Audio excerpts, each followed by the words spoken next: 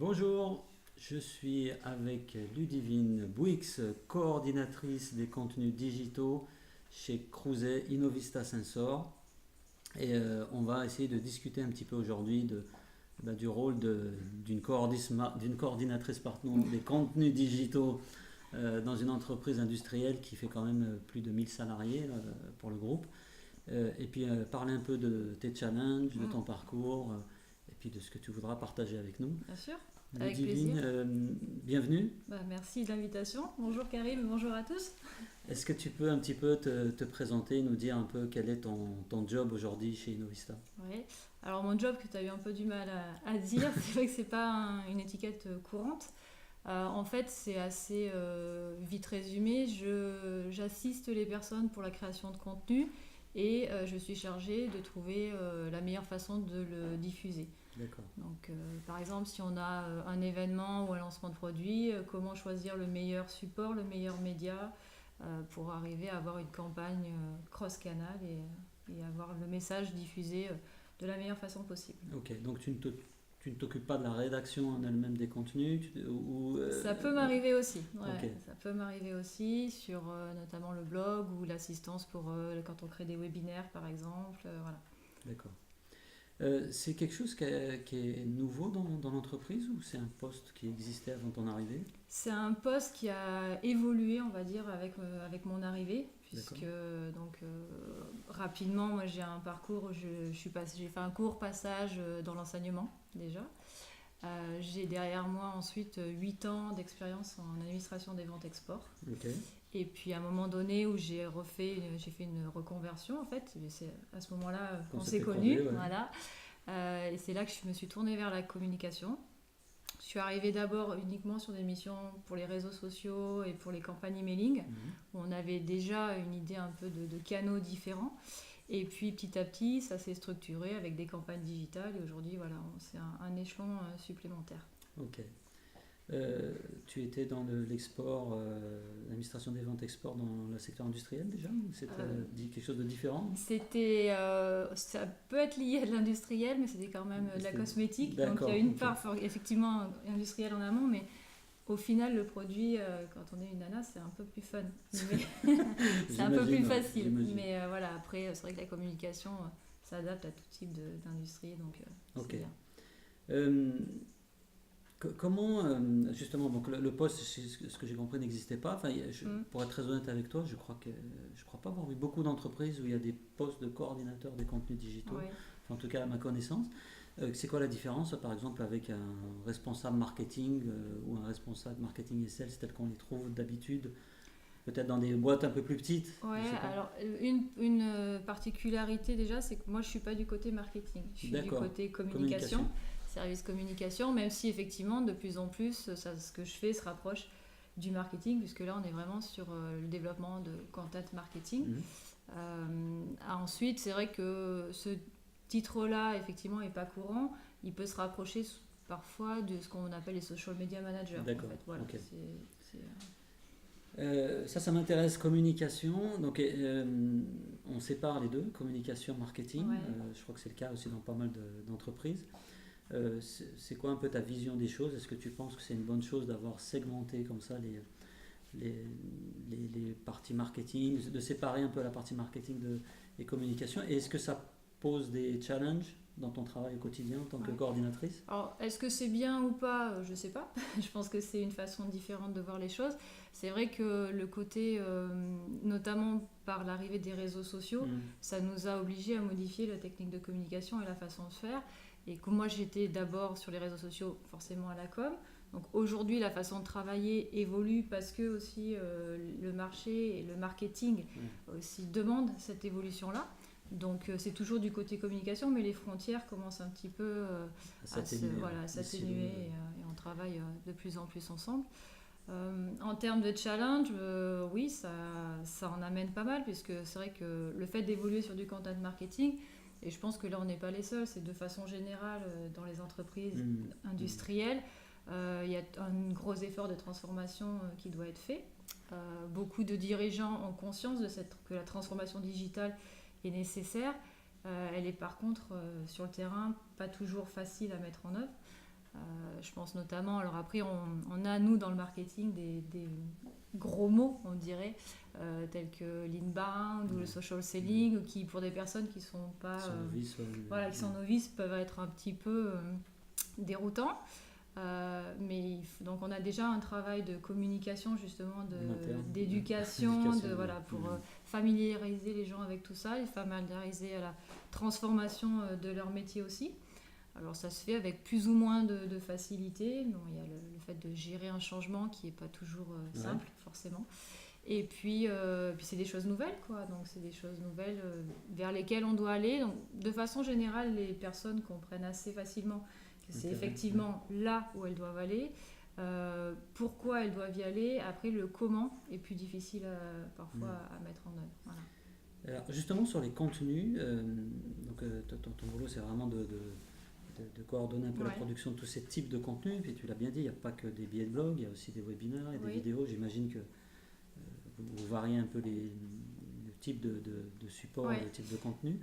En quoi justement passer à des stratégies de création de contenu, puisque c'est quelque chose qui est relativement nouveau dans le secteur industriel. Moi j'ai encore pas mal de clients ou de prospects qui se posent des questions sur pourquoi je devrais créer des contenus. Et on a quand même, je pense que c'était le cas aussi dans ton entreprise, souvent tendance à avoir des contenus qui sont plutôt orientés produits. C'est les fameuses fiches produits, c'est le catalogue. Qu'est-ce que tu cherches à faire, toi, à travers cette démarche-là de coordination des contenus, de création de contenu? Quel est un peu ton objectif et en quoi ça peut avoir un impact sur le business finalement pour une entreprise comme la tienne? Disons qu'on a fait le même constat, c'est-à-dire qu'effectivement, jusque-là, la communication partait d'un événement, d'un lancement de produit, de quelque chose qui partait de nous. Et de façon générale, les industriels parlent d'abord d'eux. Et le vendeur, quand il va vendre son produit, il veut vendre son produit, il va prendre les caractéristiques du produit, les avantages sur la concurrence, l'avantage prix aussi. Et donc aujourd'hui, ce qui est important de faire, c'est justement d'inverser le processus et de pouvoir se mettre à l'extérieur de l'entreprise, en position de client, et de se dire, mon client, qu'est-ce qu'il recherche, de quoi il a besoin, et par rapport à ces besoins-là, qu'est-ce que moi je peux mettre en face. Voilà. Donc c'est dans cette démarche-là en fait que s'inscrit vraiment tout ce qui est process d'écriture et de content marketing, puisqu'on va chercher à leur apporter du contenu à valeur ajoutée, qui peut-être, et c'est là où c'est déroutant parfois, n'abordera pas du tout l'aspect technique, ne citera pas le produit, ne citera pas de marque, mais présentera un avantage pour la personne qu'on a en face. En fait, vous avez compris que le parcours d'achat a changé, que en fait, si on n'a que de l'information produit, le visiteur ou le futur client, il va trouver de l'information qu'il peut trouver chez les concurrents aussi. Donc l'idée, c'est de lui apporter aussi j'imagine, cette expertise, cette valeur ajoutée dans le choix qu'il va faire par rapport aux solutions dont il a besoin, en commençant déjà à résoudre ses problèmes en amont. Oui, c'est exactement ça. En fait, c'est vrai qu'avec l'avènement des sites web, des réseaux sociaux, que ce soit en B2B ou en B2C d'ailleurs, on peut trouver l'info tout seul, on fait nos comparatifs, on regarde un site, un autre, où on peut éventuellement aller en magasin, voir vraiment, puis après on achète sur site. Et en fait, toute cette démarche-là, le client n'a pas besoin de nous vraiment. Et ce qui va faire la différence, c'est justement de pouvoir à un moment donné se positionner aussi en tant qu'expert et de se dire, avec le contenu que la personne me fournit, je m'aperçois que oui, effectivement, ils connaissent vraiment ce qu'ils disent et du coup, c'est avec eux que je veux bosser et c'est pas avec d'autres. Voilà. Ça pose une confiance préalable déjà avant même de commencer à discuter des aspects. Exactement. Et ça nous permet, comme tu disais, de les toucher à n'importe quel stade du parcours d'achat. Et une question du coup, ça me fait penser à des questions que me posent parfois des entreprises. Comment on fait pour trouver des idées de contenu? Enfin, comment toi tu fais? Est-ce que ça fait partie de ton rôle de trouver un peu ces idées de contenu, ces sujets? Alors, je ne suis pas la seule à travailler dessus, mais parce que là, il faut travailler étroitement quand même avec les personnes qui sont en lien avec les clients.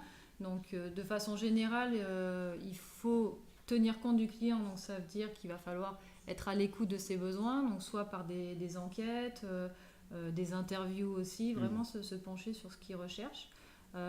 Développer une capacité un petit peu d'agilité aussi à développer des produits en fonction de dire oui, effectivement, la demande qu'il a, on l'a jamais fait, mais pourquoi ne pas l'étudier? Et du coup, se pencher sur des applications que le client a et vraiment ses besoins. Et à partir de là, on arrive à soit créer du contenu, soit on travaille aussi avec des entreprises extérieures spécialisées qui nous amènent du contenu, mais sur je trouve, enfin, ce qui est intéressant aussi, c'est de pouvoir apporter différents niveaux de contenu, parce qu'on ne s'adresse pas forcément à des ingénieurs ou à de la R&D. Enfin, chaque type de personne, chaque persona, donc, va avoir des besoins différents. Et il faut qu'on soit capable de parler à tout le monde. Ouais.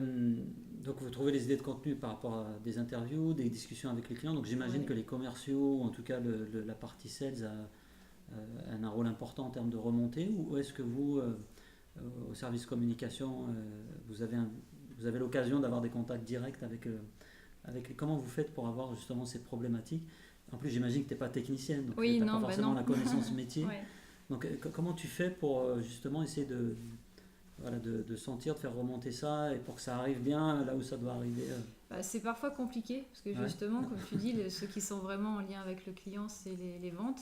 On n'est pas très souvent en contact avec eux, mais parfois, au cours d'une discussion, par hasard, on apprend que tiens, il y a un sujet qui pourrait être intéressant, donc on va être amené à creuser. Et puis il y a aussi la veille. Enfin, moi, je sais que je fais beaucoup de veille. Sur les sujets actuels, des sujets qui sont d'ailleurs pas forcément non plus du coup reliés vraiment à notre cœur de métier, mais qui, par l'intérêt que ça suppose aujourd'hui dans l'écosystème industriel, nous permet de dire bah oui, si j'écris là-dessus, ça va les intéresser. Donc il faut faire ça aussi. Donc on a le contenu, on a toute cette étape de collecte de sujets. Sur la rédaction, j'ai compris que vous le faisiez un peu en interne, parfois en externe, en fonction, j'imagine, aussi du type de contenu. C'est peut-être plus facile de rédiger un billet de blog que de faire une vidéo ou je ne sais pas après comment vous organisez. Mais... Oui, alors pas toujours, parce que écrire aussi, des fois, il faut arriver à trouver le bon ton, le bon angle d'attaque. C'est pas forcément plus simple. Donc j'imagine après qu'il faut diffuser ces contenus. Là, interviennent les réseaux sociaux notamment. Enfin, comment vous les diffusez justement? C'est quoi un peu ta stratégie, toi, à ton avis, tes canaux de diffusion de contenus? Quels sont ceux qui, pour toi, sont le plus pertinents pour une entreprise industrielle aujourd'hui? Je pense qu'aujourd'hui, on ne peut pas se passer des réseaux sociaux. Déjà, ça, c'est une évidence, notamment pour les contenus comme les blogs ou même pour un webinaire, pour faire la promotion de son webinaire, pour passer le replay après, etc. Aujourd'hui, un réseau comme LinkedIn, par exemple, on ne peut pas faire l'exception. On a aussi Twitter, Facebook, enfin, on va dire un peu tous, mais vraiment, je pense que le principal pour une entreprise, c'est vraiment LinkedIn, qui est vraiment porteur pour notamment les billets de blog. Ça, c'est pour partager. Et du coup, les réseaux nous permettent aussi de partager du contenu qu'on n'aurait pas écrit, mais qui nous paraîtrait intéressant. De curation. De la curation. Dans le but d'informer et de partager. C'est pas de faire la curation simplement pour le garder pour soi, pour se faire son petit réservoir. C'est justement pour se dire si ça m'intéresse moi, ça doit pouvoir intéresser d'autres personnes. Donc je le partage.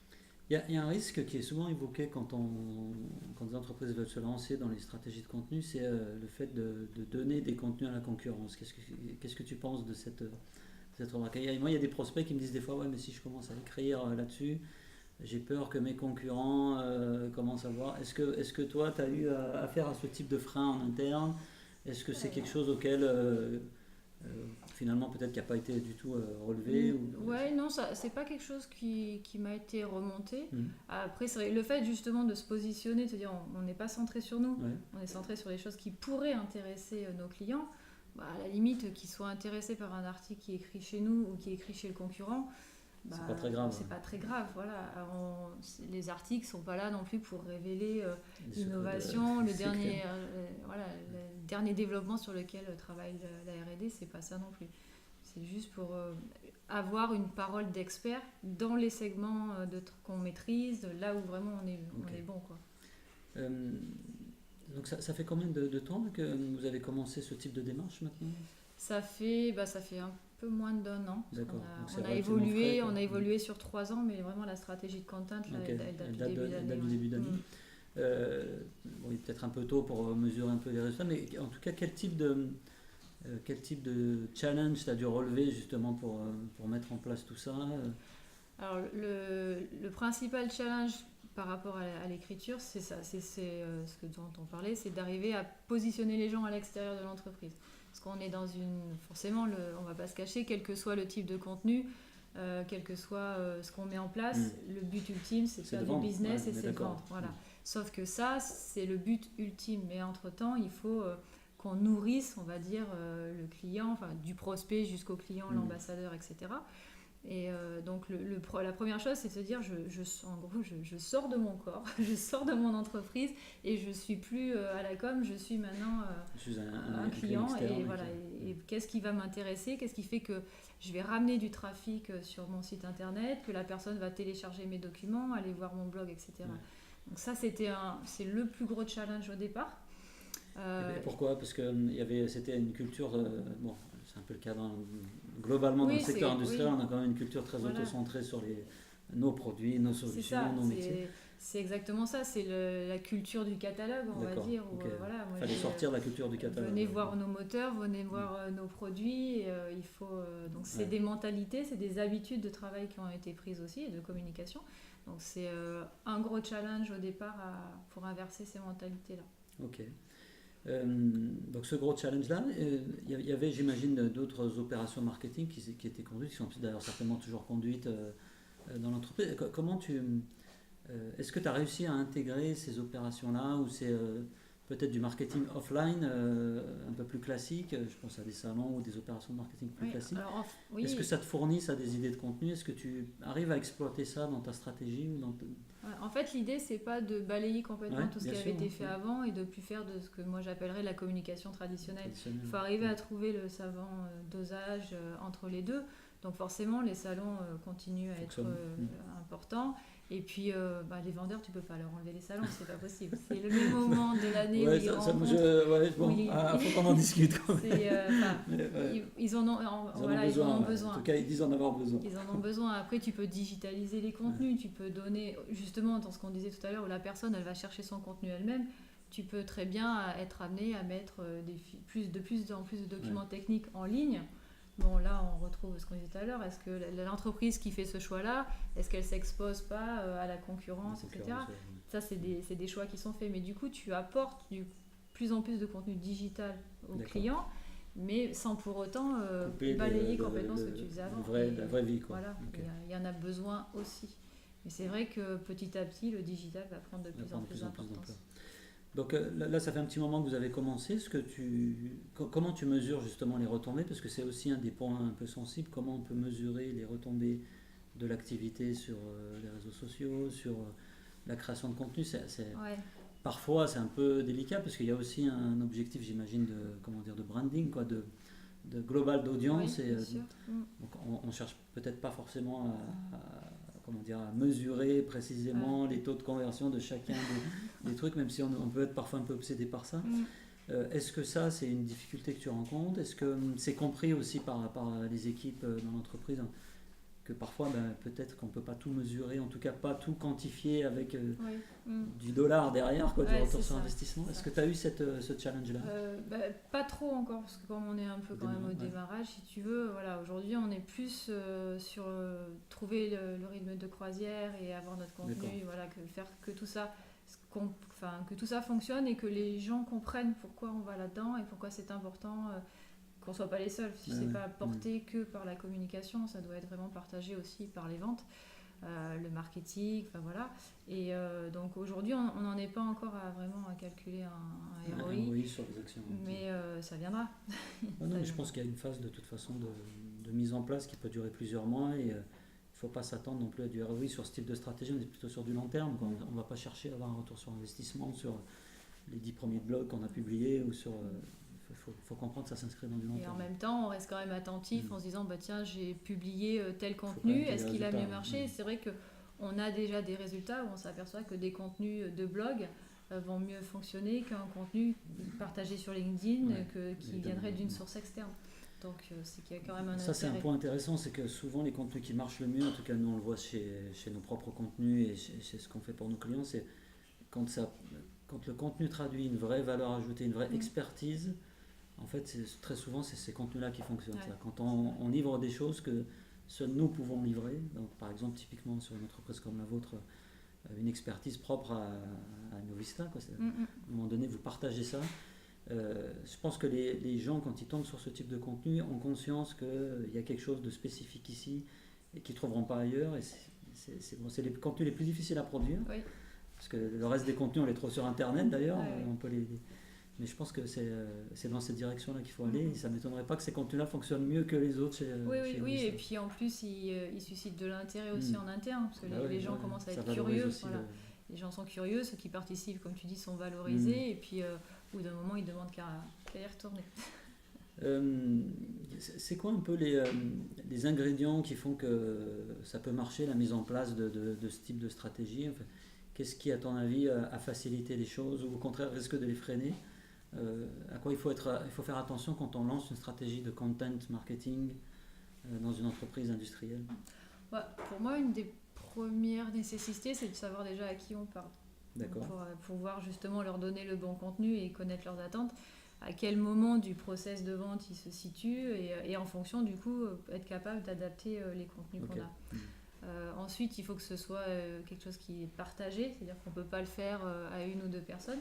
Il faut aussi que l'ensemble de l'entreprise ait conscience de ce que ça peut apporter, des enjeux et comment ça se met en place. Donc quand on explique généralement, oui, effectivement c'est bien, j'ai bien compris, c'est là où il faut aller. Quand on commence à attaquer le comment on y va, ça devient un peu plus difficile. Mais on ne peut pas y aller tout seul de toute façon. Donc il faut aussi, il y a cette grosse phase d'éducation, je pense, et de partage de connaissances qui est importante pour que tout le monde adhère au projet. Ok. Et là, est-ce que tu as des conseils à donner pour convaincre les collègues en fait? Comment tu t'y es pris, toi, en coordinatrice, parce que c'est un peu ton rôle finalement? Oui, c'est un peu mon rôle. Alors, je prends mon bateau de pèlerin. Tu vas frapper et puis j'ai frappé aux portes. Non, j'ai quand même des collègues parfois qui demandent à se faire expliquer. Donc ça, c'est déjà une première victoire. Et puis non, c'est vrai, voilà, c'est le dialogue, c'est expliquer. C'est mettre des mots simples sur des étiquettes de mots qui au départ sont un petit peu perturbants pour eux aussi. Ouais. Donc il y a vraiment cette phase-là d'échange, d'explication et qui du coup moi me renvoie un peu à mes années d'enseignement. Donc ça me plaît bien aussi. La pédagogie, quoi. Ouais, c'est ça, le côté pédagogique et l'échange me plaît bien aussi. Ok. Moi j'ai un truc que je remarque souvent, c'est que la partie com, marketing, tout ça, digital, aujourd'hui il se passe pas mal de choses autour de l'industrie du futur, on entend parler et puis j'imagine que vous êtes aussi dedans. On parle de réalité virtuelle, de réalité augmentée, d'impression 3D, de fabrication additive, de robots. Et puis moi, le sentiment que j'ai, je ne sais pas si tu le partages, c'est que la production, on a l'impression qu'il y a pas mal de choses qui bougent au niveau de franchir le pas et d'aller vers la digitalisation et de comprendre que le business peut évoluer avec le digital et le numérique. Mais on a l'impression que du côté marketing, com, vente, en tout cas dans le secteur industriel, il y a quelque chose qui n'a pas été encore compris. Est-ce que tu partages ce sentiment-là? Est-ce que tu as l'impression que... ou est-ce que c'est quoi ton avis en fait là-dessus? Je pense que de façon générale, et c'est vrai aussi par rapport à tous les contenus qu'on peut trouver sur le net, quand on fait un peu de curation, quand on lit des articles, la transformation digitale, elle est plus vue sous un angle, comme tu dis, vraiment production. Avec l'optimisation, la transformation, la robotisation, l'imprimante 3D, etc. Et on a du mal au départ à penser que les fonctions, ce qu'on appelle des fonctions plutôt support, peuvent aussi être touchées et que c'est important. Et donc là, on parle de la com, de marketing, mais ça peut être aussi des fonctions RH pour la formation, des choses. Le système d'information d'entreprise, etc. Donc je pense que tous les secteurs d'une entreprise, tous les départements sont amenés à évoluer et doivent évoluer. Voilà. Après, effectivement, selon les mentalités, selon ce qu'il y a à mettre en place, les outils qui sont choisis, etc., ça peut prendre plus ou moins de temps. D'accord. On va pouvoir conclure, mais juste avant qu'on conclue, j'aimerais bien que tu nous... Tu as un parcours qui est un petit peu atypique. Tu n'es pas issu peut-être d'école marketing traditionnelle. Et justement, c'est peut-être ça aussi qui fait la richesse de ce que tu fais. Quel conseil tu donnerais à une responsable marketing ou une coordinatrice de contenus digitaux qui voudrait prendre son bâton de pèlerin et démarrer dans son entreprise? Par quoi elle devrait commencer en fait? J'allais dire s'armer de courage, mais là ce serait vraiment négatif. C'est pessimiste. Non, je pense que tout simplement il faut rester ouvert aux gens et c'est vrai que c'est une période de changement qui peut être qui est pas simple, mais si on est déjà convaincu de ce qu'on fait, du bien fondé de ce qu'on fait, de ce que ça peut amener derrière, c'est déjà beaucoup plus facile à faire passer le message. Il faut prendre du temps avec les gens aussi, prendre du temps de leur expliquer ce que ça va leur apporter à eux, Ne pas hésiter si une personne vient vers soi Ouais. en disant bon, bah, sur mon LinkedIn, comment je fais là, je voudrais rentrer en contact avec plus de gens, je voudrais développer mon social selling. Moi, quand j'ai un commercial qui vient vers moi en me demandant ça, mais je suis aux anges, quoi. Ouais. Donc voilà, je pense que c'est un gros travail d'écoute, de patience aussi. Et c'est vrai qu'au niveau diffusion, par contre, il faut quand même être assez aussi C'est rigoureux, carré, carré. voilà, c'est rigoureux pour justement avoir des plans de D'accord. diffusion. Mais j'aime bien cette Campagne. idée de peut-être trouver des champions, c'est-à-dire que si on détecte que dans l'entreprise il y a un commercial ou un collègue qui est un peu plus motivé Ouais, que les autres, peut-être s'appuyer sur lui pour faire des petits trucs, mais au moins des trucs qui fonctionnent. c'est ça. Puis ensuite il en parlera à la machine à Oui, café, puis- j'imagine. Voilà, puis je pense qu'il faut rester humble quand même aussi, Ouais. parce qu'on ne peut pas transformer tout d'un Bah, coup c'est clair. et convertir tout le monde. Donc il faut, mais comme tu dis, en Par misant petits sur bouts, des hein. champions par petits bouts, si on arrive à convaincre une personne, une deuxième, ou même simplement expliquer à la personne qui va peut-être pas montrer son adhésion tout de suite, mais ça va faire du chemin Ça dans va sa faire du tête, chemin. il faut leur laisser aussi ce temps-là et il ne faut pas vouloir être Ouais, trop pressé c'est en vrai. fait. Ludivine, merci beaucoup. Bah, écoute, merci à toi. C'était Ludivine Bouix, coordinatrice de contenus digitaux chez Innovista. Et on vous souhaite une bonne journée et à très bientôt. Bonne journée, au revoir.